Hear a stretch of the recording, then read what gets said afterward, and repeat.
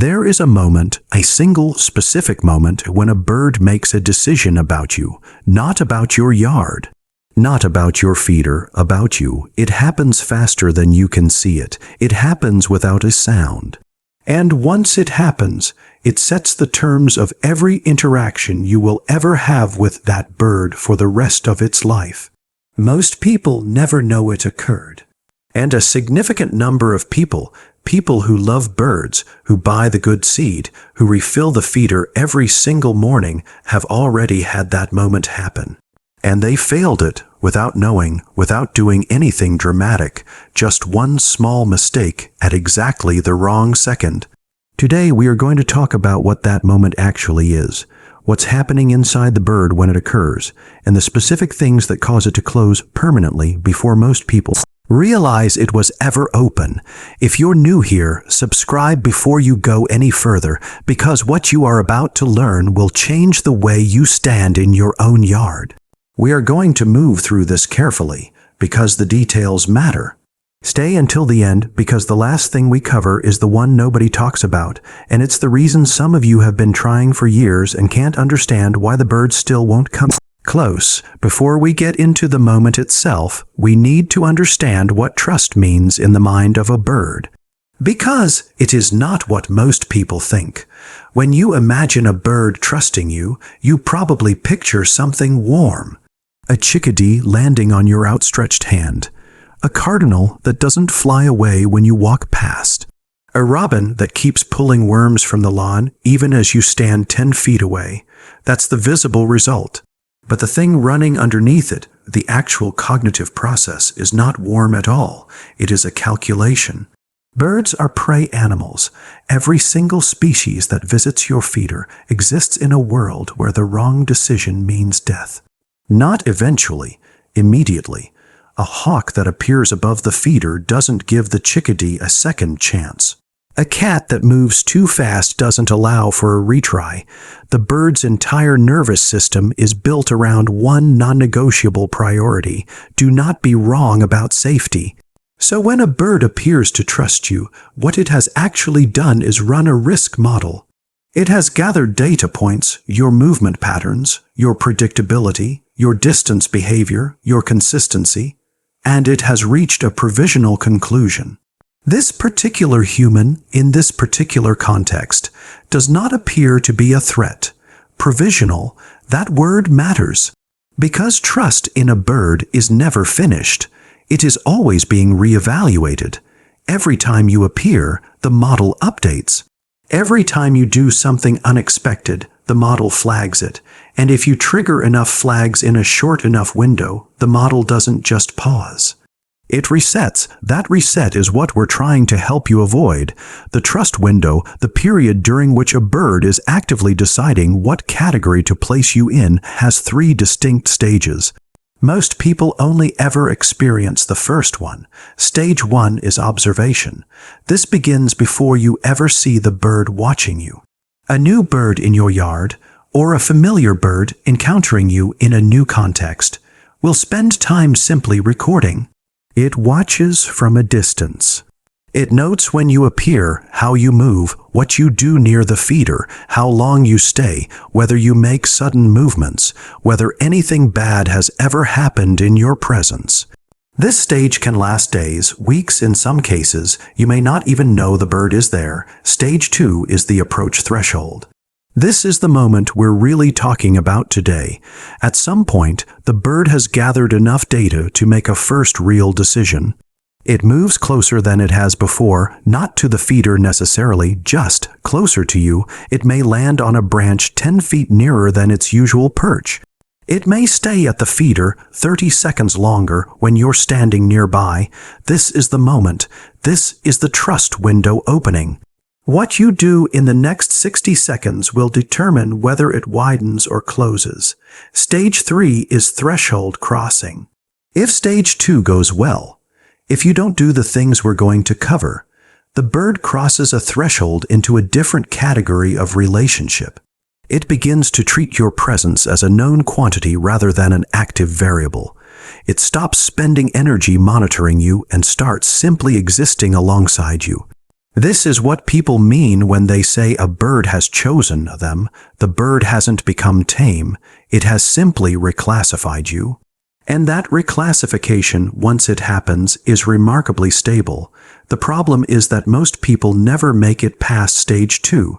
And almost always, it's because of the same handful of mistakes.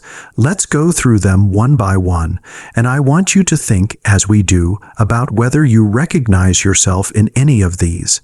The most common trust breaker is movement, specifically the wrong kind of movement at the wrong moment.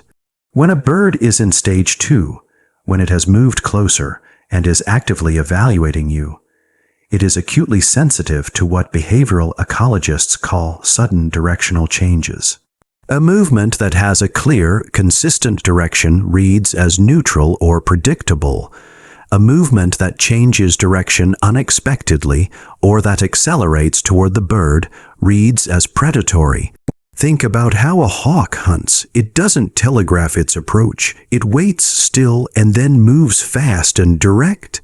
The bird's threat detection system is calibrated to that profile, which means that you, turning suddenly to grab your phone off the table beside you, can register to a stage, to bird as the opening move of an attack. Researchers studying human-bird habituation at the University of Exeter found that the single strongest predictor of whether a wild bird would allow close human approach was not the human's distance, but the predictability of the human's movement. Birds allowed significantly closer approach from humans who moved slowly and consistently than from humans who were still and then moved suddenly, even if the sudden movement was small. What this means practically: when you know a bird is watching you when you're in that window, slow everything down. Don't stop moving entirely, because sudden stillness can also read as threat. Just make your movements smooth, continuous, and predictable. If you need to turn, turn slowly.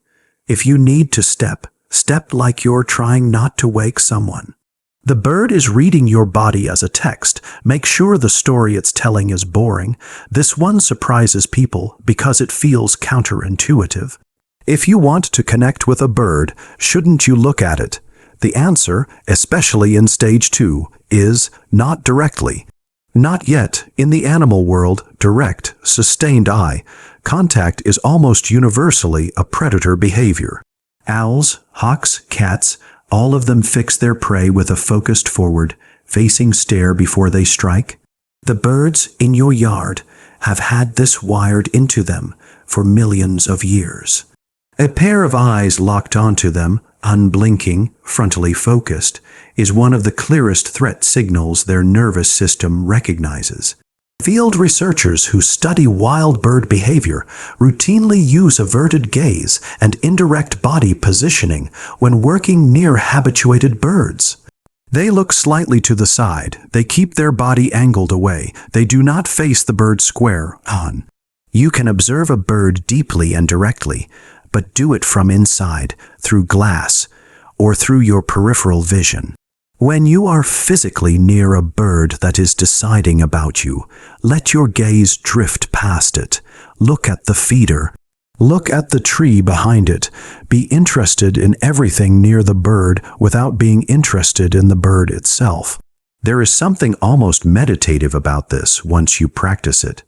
The less you try to look at them, the more they look at you. If movement and eye contact are the most common stage, 2 mistakes, inconsistency is the deepest one. Because it doesn't break the trust window in a moment, it erodes it over weeks, and you often don't notice until the birds are simply gone. Remember, the bird's model of you is built on data. It tracks when you appear. It tracks what you do when you appear. It tracks the reliability of the food source you represent, and it weights all of that against the cost of continuing to invest attention in you. Birds, particularly resident species like cardinals and chickadees, operate on tight energy budgets. Every trip to your feeder costs calories. If your feeder is reliably full, that cost is worth it. If your feeder is full 3 days and empty 4, the bird begins doing math. It begins investing that energy in more reliable sources, and over time, your yard simply drops in its daily priority ranking. This happens slowly enough that most people don't connect the cause to the effect. They think the birds just moved on. They don't realize they moved on because the pattern broke. Cornell Labs Project Feeder Watch data, collected across hundreds of thousands of backyard observations, consistently shows that yards with the most stable year-round feeding schedules, not the most elaborate setups, not the most expensive seed, the most consistent ones, retain the highest number of returning individual birds across seasons. The birds that come back to the same yard year after year are not coming back to a place. They are coming back to a pattern. They are coming back to a promise that was kept. If you have let the feeder run empty, if you have gone away for 2 weeks and come back to a yard with nothing out, the birds haven't forgotten you, but you have made them uncertain about you, and uncertainty in the mind of a prey animal always resolves in the direction of caution. Let's talk about what a closed window actually looks like, because it's subtle enough that most people don't recognize it as a closure. They just think the birds are shy, or that it's the wrong season, or that something changed in the neighborhood. A bird whose trust window has closed does not dramatically leave. It doesn't flush every time you appear. It simply maintains more distance. It comes to the feeder, but not when you're nearby. It perches in the yard, but on the far side of it. It is still present. It is just present in the way an acquaintance is present in a room, aware of you, tracking you, but not moving toward you. The window closing doesn't mean the window is gone forever. It means you've been reclassified, moved from the active evaluation file back to the general caution file. The good news is this: birds that have once been close to stage 3, birds that have been genuinely comfortable in your presence, tend to return to that state faster than birds that are starting from scratch. The data isn't entirely deleted, it's archived, and consistent, patient behavior over time can reopen what was closed. It just takes longer the second time, and it requires you to know what you're doing. So let's say you recognize yourself in one of these stages. Let's say you've had birds in your yard for a year, and there's a distance between you that you can't seem to close. Here is what actually works. Start with stillness, not the stillness of waiting, the stillness of belonging. Go outside and simply exist in your yard without an agenda. No sudden movements. No phone in your hand pulling your attention in 2 directions. No tasks, just be a slow, predictable, unthreatening presence in the space. Do this at the same time every morning. Birds track time with a precision that would surprise you. Their internal clocks are calibrated to light cycles and temperature gradients. If you appear at 7:15 every morning, they begin to expect you at 7:15, and an expected presence is a safer presence. Move the feeder incrementally closer to where you tend to stand, not all at once, a foot every few days. Let them adjust their comfort radius gradually rather than asking them to make a single large leap. And then this is the part most people skip because it feels too simple. Talk to them softly, consistently.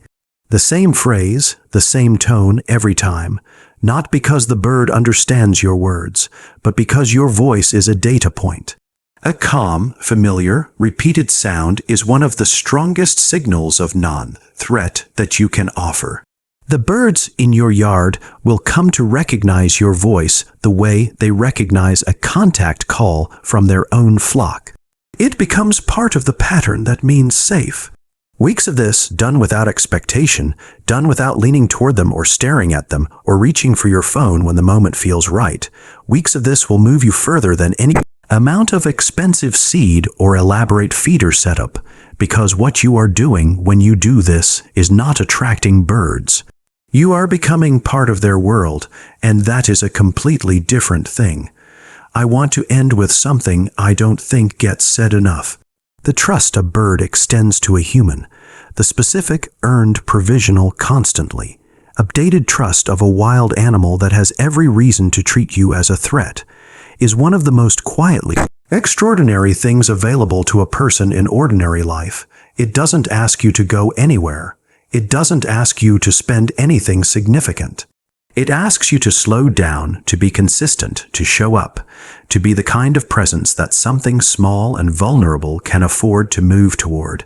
There is a chickadee or a cardinal or a nuthatch in your yard right now that has been running a model of you. It has been watching when you appear, noting how you move, calculating whether the world is safer or more dangerous when you're in it. You have been evaluated. The question is only what the evaluation found, but here is what I want you to hold on to. The window is not closed as long as you are still there, as long as you keep showing up, keep moving slowly, keep the feeder full, keep your voice low and your eyes soft, the window stays open. And one morning, maybe soon, maybe after weeks, there will be a moment when a bird that has been watching you from 12 feet away moves to 6 feet, and then to 3, and stays there, and looks at you with that small, deliberate, monocular attention that means it has decided something. That moment will last about 4 seconds, and you will remember it for years. Don't ruin it before it gets there. Tell me in the comments, has a bird ever gotten close to you, really close, in a way that surprised you? A moment you weren't expecting, when something moved toward you instead of away. I want to hear about it. Those stories matter more than most people realize, and if someone you know is trying to connect with the birds in their yard, share this with them. Sometimes the only thing standing between a person and that moment is knowing what not to do. I'll see you in the next one.